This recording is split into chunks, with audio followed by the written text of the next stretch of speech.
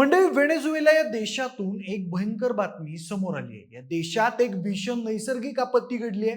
अवघ्या एका मिनिटाच्या अंतराने आलेल्या दोन शक्तिशाली भूकंपांनी संपूर्ण व्हेनेझुएला देश हादरून गेलाय. पहिला भूकंप 7.1 तर दुसरा तब्बल 7.5 रिश्टर स्केलचा होता. हे धक्के इतके जबरदस्त होते की राजधानी काराकससह अनेक शहरांमधील इमारतींना मोठे तडे गेले. काही इमारती कोसळल्या आणि हजारो लोक जीव वाचवण्यासाठी रस्त्यावर धावताना दिसले. तज्ञांच्या मते गेल्या 100 वर्षातील हा व्हेनेझुएलामधील सगळ्यात विनाशकारी भूकंपांपैकी एक ठरू शकतो. यात किती जीवितहानी झाली आणि त्यात आता बचाव कार्य काय सुरू आहे ते जाणून घेऊया आजच्या व्हिडिओच्या माध्यमातून. नमस्कार, मी प्रथमेश आणि तुम्ही पाहताय विशेष भारी. म्हणजे 24 जूनच्या संध्याकाळी व्हेनेझुएलाची राजधानी आणि सर्वाधिक लोकसंख्या असलेल्या काराकास शहराला बुधवारी संध्याकाळी भूकंपाचे दोन शक्तिशाली धक्के बसले. या शहराच्या उत्तर मध्य भागात मोठा विनाशकारी भूकंप झाला. भूकंपाचं केंद्रबिंदू राजधानी काराकासच्या पश्चिमेला असलेल्या मोरोन परिसराच्या जवळ होता.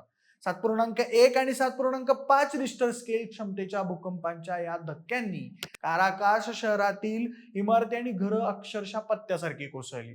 काल देशात नॅशनल हॉलिडे असल्यामुळे भूकंपावेळी अनेक लोक आपल्या घरीच होते. स्थानिक वेळेनुसार संध्याकाळी 6:04 हा भूकंप आला. भूकंपाचं केंद्र काराकासच्या पश्चिमेला मोंटाल्बान क्षेत्रात होतं. हा झटका इतका तीव्र होता की कोलंबियाची राजधानी बोगोटा पर्यंत त्याचे हादरे जाणवले.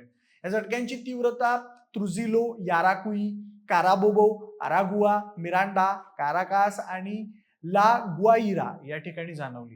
हे भूकंपाचे धक्के इतके शक्तिशाली होते की मोठमोठ्या इमारती गदागदा हलून जमीनदोस्त झाल्या. हे दृश्य पाहताना अनेकांचा आपल्या डोळ्यांवर विश्वास बसत नव्हता. भूकंपाचे धक्के बसले तेव्हा लोकांना जमिनीवर उभं राहणंही मुश्किल झालेलं होतं. त्यासोबत मंडळी, या इमारती एकाच वेळी कोसळल्यामुळे काराकास शहराच्या आकाशात धुळीचे प्रचंड लोट उठले होते. त्यानंतर व्हेनेझुएलाच्या राष्ट्राध्यक्षांनी देशात आणीबाणीची घोषणा केली. व्हेनेझुएलाचे गृहमंत्री डिओस्टाडो काबेयो यांनी दिलेल्या माहितीनुसार काराकास शहरातील अल्तामिरा भागात सर्वाधिक नुकसान झालं असून तेथील परिस्थिती चिंताजनक आहे. या दुर्घटनेत तब्बल 10,000 नागरिकांचा मृत्यू झाल्याची शक्यता वर्तवली जाते.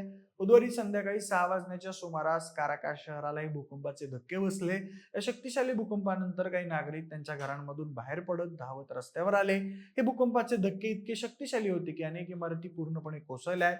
काराकास शहरात फक्त इमारतींचे ढिगारे उरले आहेत. लोकांना आसरा घेण्यासाठी जागा शिल्लक राहिलेली नाहीये. त्यामुळे काल भूकंपाच्या धक्क्यानंतर येथील नागरिकांना रात्रभर रस्त्यावरच राहावं लागलं.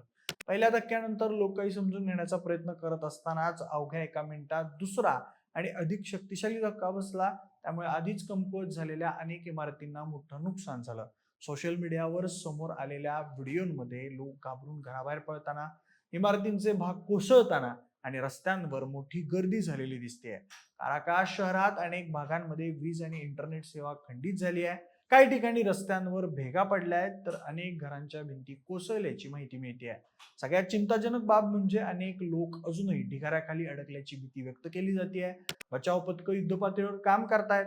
अग्निशमन दल, आपत्कालीन सेवा आणि सैन्याच्या मदतीनं ढिगारे हटवून लोकांना बाहेर काढण्याचे प्रयत्न सुरू आहेत. अमेरिकेच्या भूगर्भीय सर्वेक्षण संस्थेनं म्हणजेच USGS ने खूप मोठी जीवितहानी झाल्यानं काळजी व्यक्त केली आहे आणि मृतांचा आकडा अजून वाढण्याची शक्यता वर्तवली जाते. भूकंपानंतर व्हेनेझुएलाच्या सरकारनं तातडीनं राष्ट्रीय आणीबाणी जाहीर केली आहे.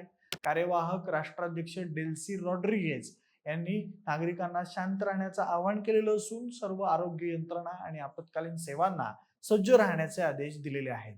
शाळा आणि महाविद्यालय काही दिवसांसाठी बंद ठेवण्याचा निर्णयही घेण्यात आलाय. या भूकंपानंतर सुनामीचा धोकाही निर्माण झाला होता. प्युर्टो रिको, व्हर्जिन आयलँड्स आणि कॅरिबियन मधील काही बेटांसाठी सुनामीचा इशारा देण्यात आला होता. सुदैवानं काही तासानंतर हा इशारा मागे घेण्यात आला. तरीही किनारपट्टीवरील भागांमध्ये सतर्कता कायम ठेवण्यात आली आहे. तज्ञ सांगतायत की व्हेनेझुएला हा कॅरिबियन आणि दक्षिण अमेरिकन टेक्टॉनिक प्लेट्सच्या सीमारेषेवर स्थित असल्यामुळे हा प्रदेश भूकंप प्रवण मानला जातो. मात्र इतक्या मोठ्या तीव्रतेचे सलग 2 भूकंप येणं ही अत्यंत दुर्मिळ घटना आहे. यानंतर 20हून अधिक आफ्टरशॉक्स म्हणजेच लहान मोठे धक्के जाणवले आहेत.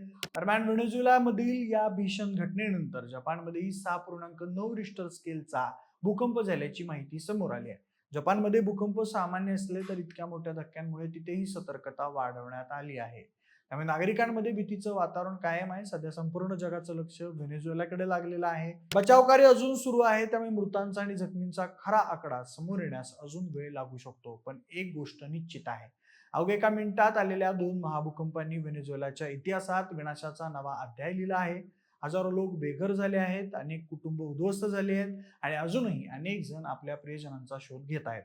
आता प्रश्न फक्त एवढाच आहे, की या महाभयंकर नैसर्गिक आपत्तीतून सावरण्यासाठी व्हेनेझुएलाला किती काळ लागणार आणि त्या ढिगाऱ्याखालून अजून किती दुःखद कहाण्या बाहेर येणार? सध्या उत्तर कुणाकडेही नाहीये, पण इतकं मात्र नक्की 24 जून 2026 ची रात्र व्हेनेझुएलाच्या इतिहासात कायमची कोरली गेली आहे.